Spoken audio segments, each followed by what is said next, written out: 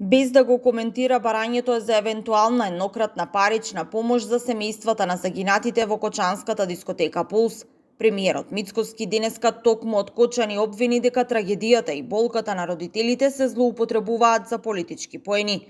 Избегнувам јавно да зборувам, бидејќи темата се злоупотребува од политички глодари, потенцираше Мицкоски. Бидејќи гледам дека одредени структури, политички и блиски до одредени политички глодари, се обидуваат таа тема да ја злоупотребуваат и да добиваат политички поени на маката на жалостените семејства.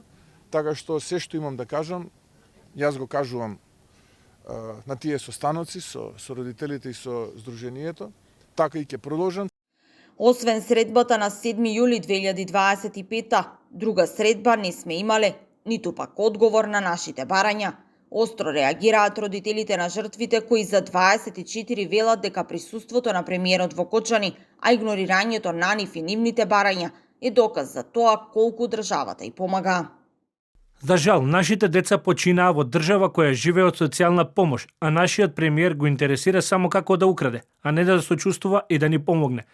Да беше ова вистинска држава, досега ќе имаше и спомен обележје на постарите мајки кои ги изгубија нивните најмили, а кои беа 3 години пред пензија, ќе им дозволеше владата со специјален закон да го остварат правото на пензија, додека за децата кои изгубија браќа и сестри, ќе им помогнеше државата и за факултет и за стипендии.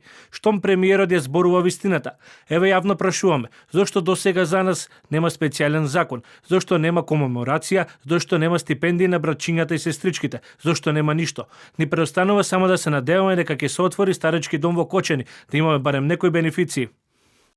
И додека продолжува голготата и болката на родителите кои и после 9 месеци од трагедијата на речиси секој марш за ангелите прашуваат дали и кога ќе има неселективна правда за нивните прерано загинати чида.